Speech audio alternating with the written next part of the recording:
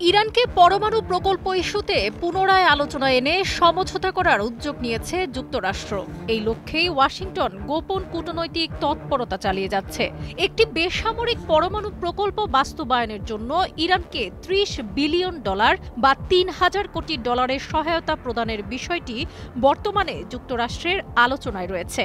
পাশাপাশি তেহরানের ওপর আরোপিত নিষেধাজ্ঞা শিথিল ও জব্দকৃত অর্থ ছাড়ের বিষয়েও বিবেচনা চলছে। এ বিষয়ে এখন পর্যন্ত কোনো আনুষ্ঠানিক ঘোষণা না আসলেও সিএনএনকে 4টি সূত্র নিশ্চিত করেছে যে যুক্তরাষ্ট্র ও মধ্যপ্রাচ্যের কয়েকটি গুরুত্বপূর্ণ দেশের কর্মকর্তারা ইরানের সঙ্গে গোপন আলোচনা চালিয়ে যাচ্ছেন, যা কোনো মিডিয়াতেই সরাসরি দৃশ্যমান হচ্ছে না। সূত্র জানায়, চলমান উত্তেজনার মধ্যেও ইউরেনিয়াম সমৃদ্ধকরণ ইস্যুতে অনড় অবস্থানে রয়েছে তেহরান। বিপরীতে যুক্তরাষ্ট্রের অবস্থান স্পষ্ট, তারা ইরানকে ইউরেনিয়াম সমৃদ্ধ করার কোনো সুযোগ দিতে নারাজ।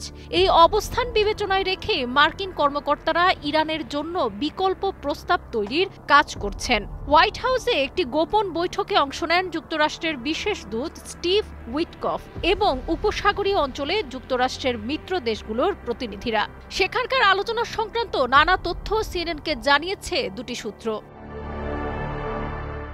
বান্ডেল থাকলে প্রতি সেনমানিতে টাকা বাঁচবে। বিকাশ সেনমানি বান্ডেল কিনে জিতুন প্রতি লেনদেনে। এই আলোচনায় একটি নতুন বেসামরিক পরমাণু প্রকল্প বাস্তবায়নে ইরানে 20 থেকে 30 মিলিয়ন ডলারের বিনিয়োগের পরিকল্পনা সামনে আসে। তবে এ প্রকল্পে ইউরেনিয়াম সমৃদ্ধ করার সুযোগ থাকবে না এবং তা কেবল শান্তিপূর্ণ বেসামরিক কাজে ব্যবহৃত হবে। উল্লেখযোগ্য বিষয় হলো, এই অর্থ সরাসরি যুক্তরাষ্ট্র দেবে না, বরং মধ্যপ্রাচ্যে যুক্তরাষ্ট্রের অংশীদার দেশগুলোর মাধ্যমেই তা বাস্তবায়ন হবে বলে ওয়াশিংটনের অভিপ্রায়। ইরানকে কিছু বাড়তি ছাড় দেওয়ার বিষয়েও আলোচনা চলছে। সিএনএনের হাতে পাওয়া একটি খসড়া নথি অনুযায়ী বিদেশি ব্যাংকে আটকে থাকা $600 কোটি ব্যবহারের অনুমতি দেওয়া হতে পারে তেহরানকে। একই সঙ্গে হামলায় ক্ষতিগ্রস্ত ফর্দ পরমাণু স্থাপনাটি পুনর্গঠনে উপসাগরীয় অঞ্চলের মিত্র দেশগুলোর সহায়তা দেওয়ার সম্ভাবনাও আলোচনায় এসেছে। তবে সেখানে ইউরেনিয়াম সমৃদ্ধ করা যাবে না।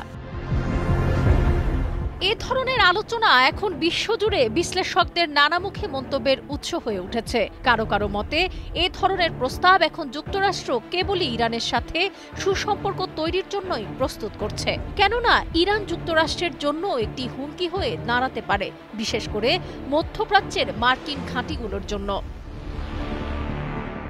সাবরিনা কাজী, কালের কণ্ঠ।